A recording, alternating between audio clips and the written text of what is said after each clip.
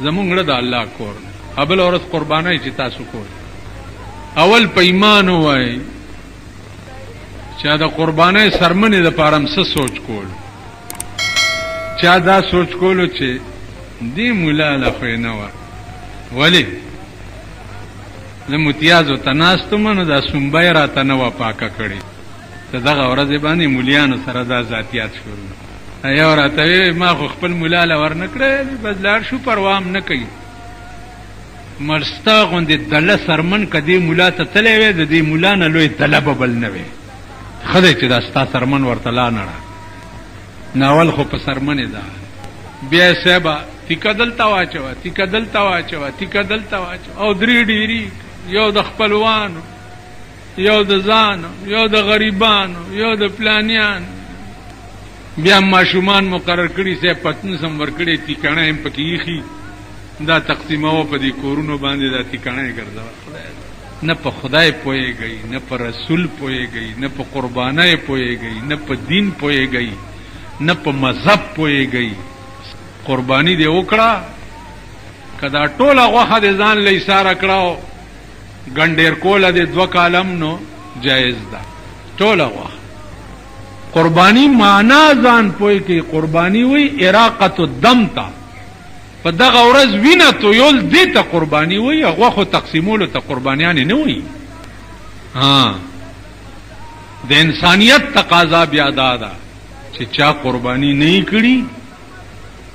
او هغه له 2 3 سیره ورکړي چې په مړه خېټه یو 2 3 سیره ما خپل ځاني یو غوی اغستی و په 200 کم 21,000 روپۍ باندې 200 کم 21,000 هغه 9.5 منه وختو کور کې مې وویل چې تیکه ونه ګورم ګوره دا غریبان دي او دا ښځې دي او ماشومان دي وړئ خدای مهرباني وه چې 1 بجه کېده تیکه پاتې نه شو ګډوره مې اغستی و په 15,000 روپۍ د رسول الله صلی الله علیه وسلم دپاره زه خپل ځاني د ګډ قرباني نه کوم غوا ما کیسه ونیسه او ګډوره چې علم نو هغه د رسول الله صلی الله علیه وسلم دپاره عزیزانو عادت مبارک د رسول الله صلی الله علیه وسلم دا و 4 کال به قربانی کوله نو د بیبي خدیجې دپاره به هم کوله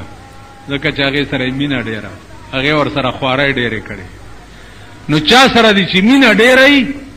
او هغه دپاره دې قرباني وکړه زه درته د هغې بیان نشم کولی چې به څومره اجر یو څومره به ثواب بیا مالدار سړی به لکپتی به چېرته زړه غوا کیسه ونیسي ولی هلکه وایي چې اوس شرط یې پوره شي نو شرط یې پوره یعنی به 10 ګډانه لالولی شي او هغه به چې دی په غوا کیسه ونیسي دا زه چې کوم جومات کې ناست یم نو دې نه غیر چاپېره هم داسې دي چې 80 نه لالولی شي هغې هم چې وګورې نو پیشوګي ګوري کم یو چې ګوري پیشوګی به روان کړي که دا خو خانان دي که نه دا غیر چاپېر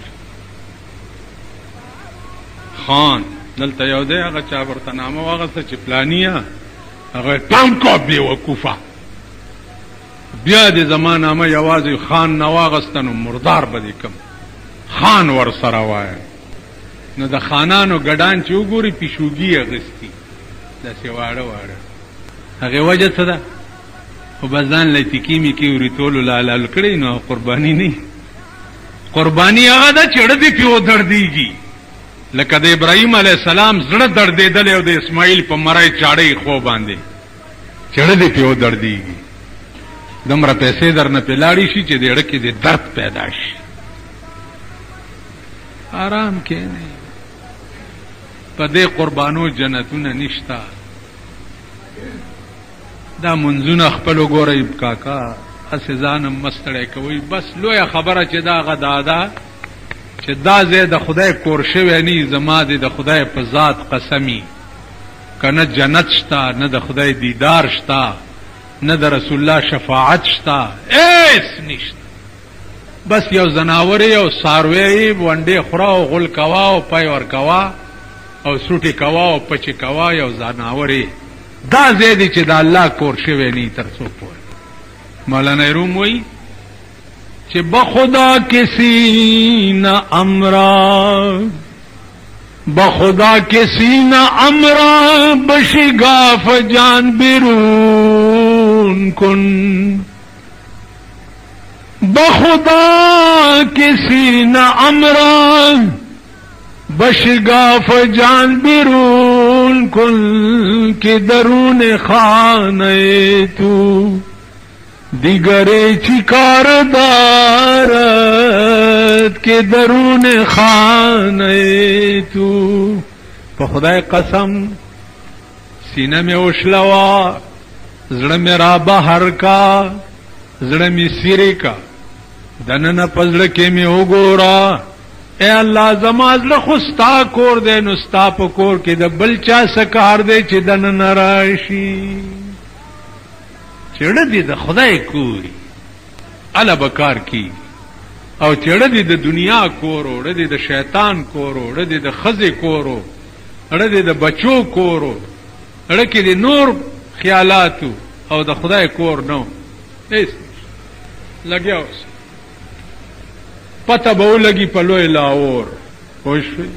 په لوی لاهور به پته لګي. لوی لاهور دا د ډومبۍ ورځې مازدیګری سړی چې مړ شي او خخي کی کار ټیمي پاغه په قبر کې زړې مازیګری، دغه ته لوی لاهور وای. دغه لوی لاهور به بیا درته پته ولګي چې او کاش چې زما زړه د خدای کور. ته به دا ووایې چې خدای ما بیا دنیا ته واستاوه چې ته څه وایې زه به هغه کوم. الله به ورته وایي زما یو وعده وه او رښتینې وعده وه. وینیسئ نو عزیزانو، الله دې وکړي چې زموږ زړه د خدای کور شي، چې څو پورې زموږ زړه د خدای کور شوی نه تر هغې پورې هېڅ نه کېږي.